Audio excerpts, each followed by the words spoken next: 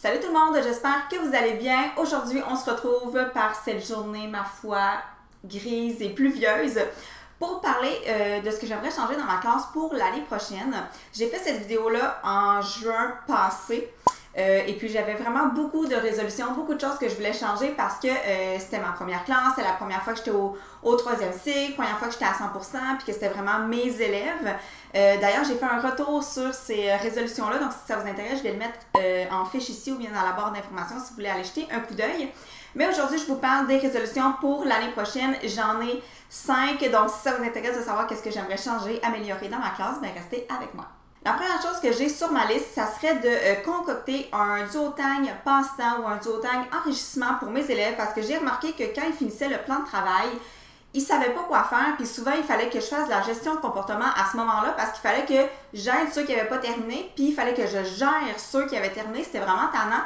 Donc, je veux leur faire un duotang dans lequel ils vont avoir des fiches de suivi pour tous les jeux logiques que j'ai dans ma classe, donc Rush Hour, La Nuit des Fantômes, bref, tout ça, là, je veux qu'il y ait les feuilles avec les niveaux pour qu'ils puissent travailler là-dessus quand ils ont terminé une tâche ou bien quand ils rentrent en classe le matin ou au retour de récréation, par exemple. Et j'aimerais ça aussi inclure là-dedans des fiches pour pratiquer les multiplications, les divisions, juste faire de l'écriture libre. Bref, j'aimerais ça qu'il y ait un duotang enrichissement / passe-temps pour qu'il y ait toujours quelque chose à faire quand ils ont terminé le travail principal en classe. La deuxième chose qui m'a beaucoup chicoté cette année, c'était les responsabilités. Moi, je les changeais chaque mois, donc à chaque nouveau mois, je pigeais les élèves au hasard puis allaient choisir une nouvelle responsabilité. Par contre, on a remarqué en groupe, ensemble, qu'il y avait plusieurs responsabilités qui ne servaient pas à grand-chose.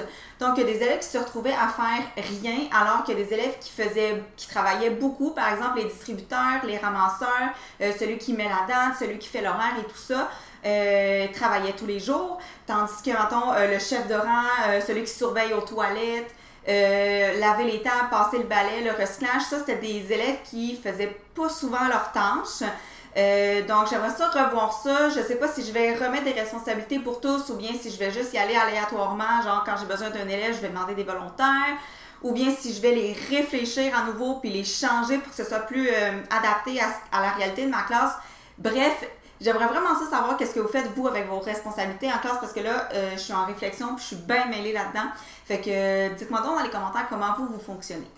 J'aimerais ça aussi revoir mon système de points. Donc, moi, j'utilise Classe Dojo depuis vraiment longtemps. Là, depuis que j'ai commencé à enseigner, en fait, je prends Classe Dojo. J'aime vraiment ça que les élèves puissent accumuler des points pour des comportements positifs. Moi, ils ne perdent jamais de points dans Classe Dojo, sauf s'ils s'achètent un privilège avec leurs points.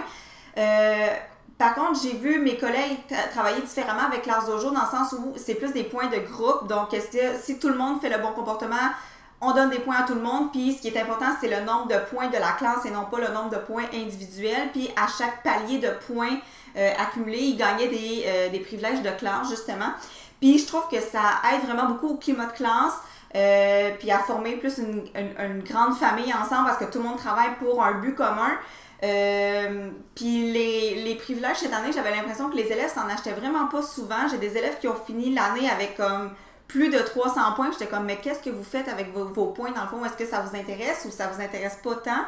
Mais je sais que le fait de gagner des points, j'aime vraiment ça parce que les élèves se mobilisent beaucoup. Aussitôt j'ouvrais Classe Dojo, là, ils se replaçaient puis ils arrêtaient le comportement dérangeant parce qu'ils voulaient avoir des points. Fait que je sais que j'aime beaucoup ça. Mais peut-être que j'aimerais ça le revoir puis que ce soit plus un système de groupe qu'un système individuel. Cette année, les élèves, ils auraient aimé ça avoir des privilèges de groupe, mais il y avait tout le temps comme 1, 2, 3, 4 élèves qui ne voulaient pas participer à acheter le privilège de groupe, justement. Fait que c'est ça, c'était un petit peu tannant, mais bon, ça va être à revoir l'année prochaine. Je veux absolument intégrer encore plus les technologies. Je l'ai fait pas mal cette année. J'ai fait des tests avec mes élèves. Mes élèves qui travaillaient à WorldQ travaillaient beaucoup avec OneDrive.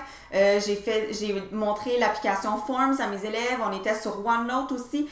Mais j'ai l'impression que j'ai commencé ça sur le tard durant l'année. Puis j'aimerais ça commencer dès le début de l'année. J'aimerais ça que mes élèves aient leur courriel parce que la plupart des élèves n'ont pas conscience qu'ils ont une adresse de la commission scolaire.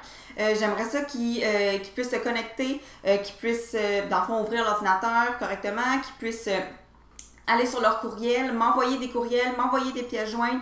Je veux montrer à tout le monde OneDrive, je veux montrer à tout le monde Forms, je veux commencer mon OneNote dès le début de l'année avec eux. Je veux utiliser beaucoup plus la technologie. Là, ça a été super bien pour mes élèves WorkQ qui m'envoyaient leurs travaux, qui partageaient les documents avec moi, puis il n'y avait jamais perte de documents, gaspillage de papier. Bref, j'aimerais ça leur montrer plus, que ce soit plus efficace, qu'on travaille avec les iPads, les ordinateurs. Moi, j'en ai pas pour tout le monde dans ma classe, mais les 6e années en ont suffisamment, fait qu'on peut s'organiser selon l'horaire pour pouvoir travailler plus avec la technologie. Ils ont vraiment aimé ça, mes élèves, puis j'aimerais ça le faire encore plus l'année prochaine. Le dernier point, c'est vraiment un point qui me chicote, moi, qui dérangeait pas tant les élèves, mais mes élèves, ils ont tous un cartable 1 pouce dans leur liste d'effets scolaires. Avec des séparateurs, donc ils ont 5 séparateurs à l'intérieur. Puis là, je faisais un peu comme mes collègues. Dans le fond, mes collègues font une section pour des feuilles lignées, une section pour des feuilles quadrillées, une section pour des pochettes plastiques. Puis les 2 autres sections, moi, j'avais choisi que c'était plan de travail. Donc, quand il y avait des feuilles de plan de travail, ils le mettaient là-dedans quand il était terminé ou bien en cours d'être complété. Puis l'autre section, c'était pour les traces d'études, mais il y avait vraiment pas la majorité des élèves qui faisaient des traces d'études. Fait que bon, j'avais l'impression que le cartable servait juste de rangement pour les feuilles. Fait que là, je sais pas trop ce que je vais faire. Faut que je vérifie. Mes collègues, ils ont des sections plan de travail. Fait que les élèves, ils mettent leurs feuilles de plan de travail, ils mettent leur cahier de carte à tâches, leur cahier maths, tout ce qui est utile pour le plan de travail, ils le mettent dans leur cartable. Comme ça traîne nulle part. Moi, j'avais juste un duotang. Puis dans ce duotang-là, dans le fond, les élèves mettaient la feuille de suivi du plan de travail. Donc, qu'est-ce qu'il y avait à faire. Mais quand il y avait une feuille de maths puis une feuille de français à faire puis qui n'était pas terminée en attendant d'être mise dans mon bac à corriger, mais elle traînait, elle perdait des fois. Fait que faut que je revoie l'utilité de leur cartable parce que tous mes élèves ont un cartable avec 5 séparateurs sur leur liste d'effets scolaires. Fait que j'aimerais ça l'utiliser de manière plus efficace.